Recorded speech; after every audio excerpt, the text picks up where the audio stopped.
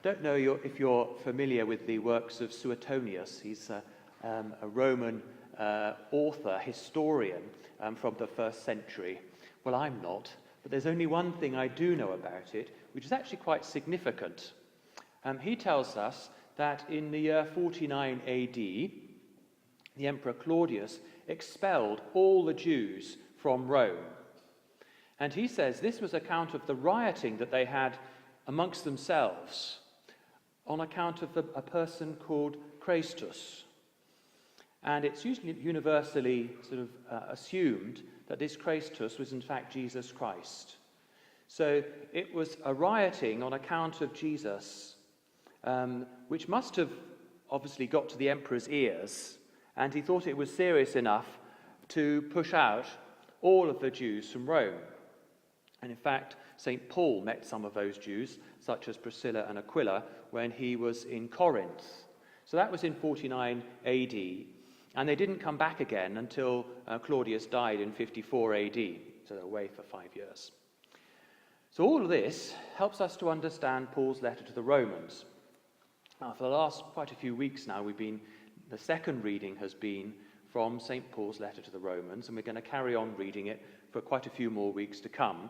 We're right in the middle at the moment in chapter 8. And this has been a really important epistle of Paul throughout the history of the church. It gives very clear teaching. Perhaps most of our doctrinal teaching that comes from Paul actually comes from this letter. And it's been quite a hotbed of controversy as well. A lot of the Reformation arguments focused on Paul's letter to the Romans. So it's good for us to have a bit of an understanding about this very important letter. Unlike the other letters of St. Paul, he wrote to the Romans never having visited them. All the other ones that he wrote, we can think of Thessalonians and Corinthians and so on, he wrote after having evangelized there, after having spread the gospel. In fact, we don't know how the Romans came to have a Christian faith, who proclaimed it to them. St. Peter obviously hadn't been there by the time of their expulsion.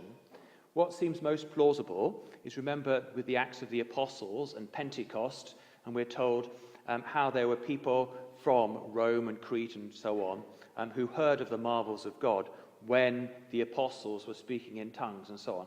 So there were obviously people from Rome, amongst other places, who'd come to Jerusalem and heard something of the faith and brought it back with them.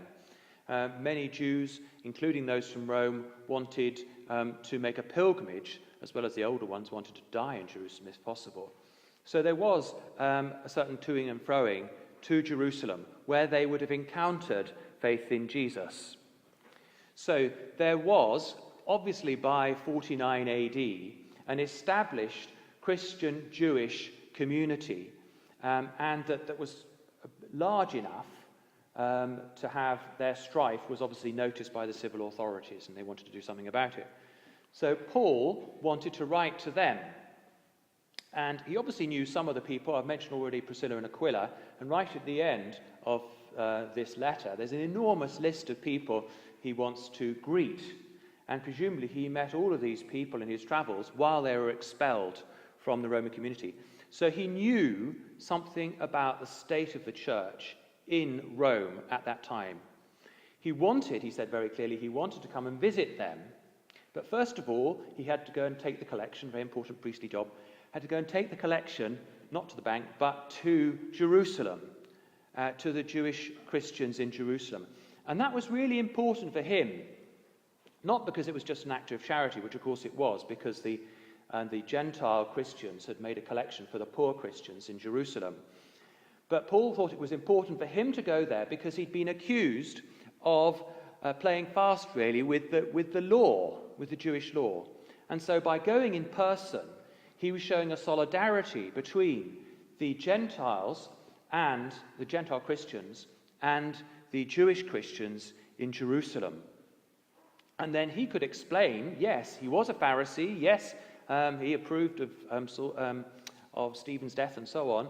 He had a Pharisaical attitude, and now in his preaching, he was not actually destroying the Jewish law.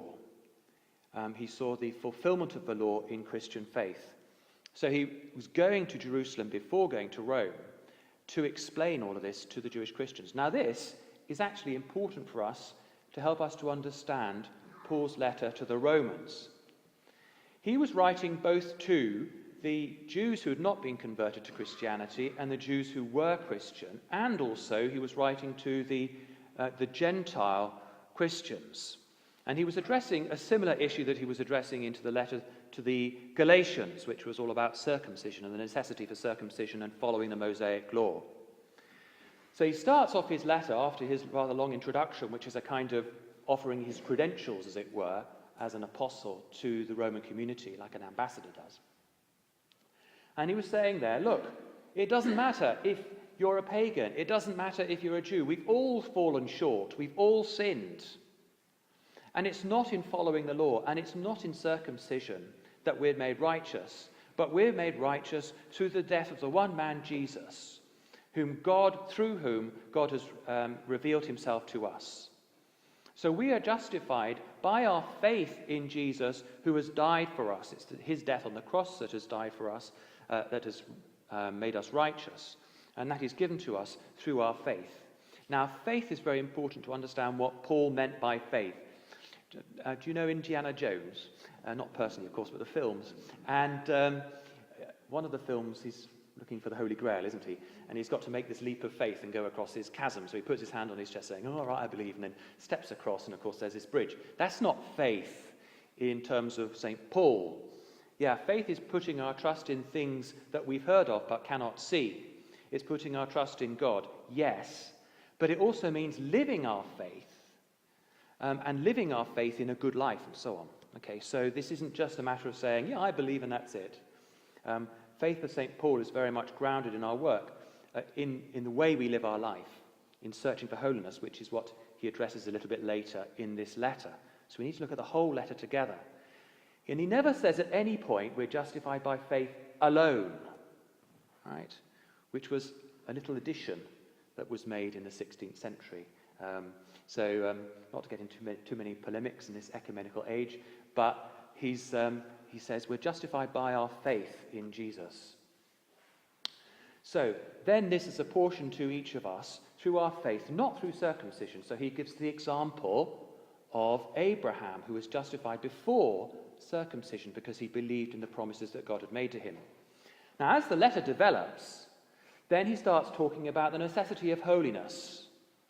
And that holiness then means avoiding sin, looking towards virtue in our lives. And all of this then is part of our faith, our living faith.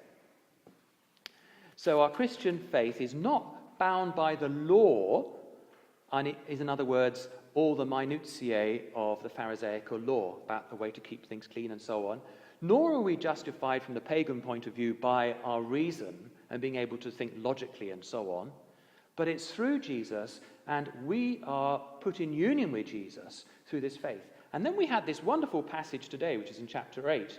And when he talks, in chapter 8, he's talking about life in the Spirit. So then by living our faith, we are united with God through the Holy Spirit.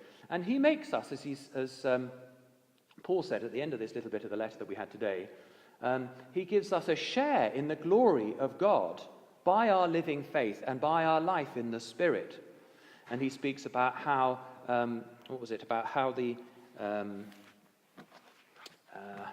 let's just get it exactly right from the Jerusalem translation. They're the ones he chose specially long ago and intended to become true images of his Son, so that we become an image of Jesus. The word in the Greek is an icon. So just as we have through an icon, this is the picture of, the icon pictures, we're brought into the presence of God. So too, we're brought into the presence of God as icons of Jesus, and others hopefully can see him through us. And at the end of the letter, then he talks about certain moral issues, particularly about our relationship with the civil law, civil authorities, and then really our moral duties in terms of charity.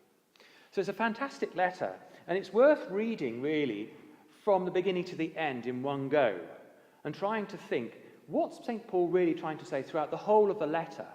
And then when we see that, then we can see how each little bit that we've been listening to every Sunday relates to the book or the letter as a whole.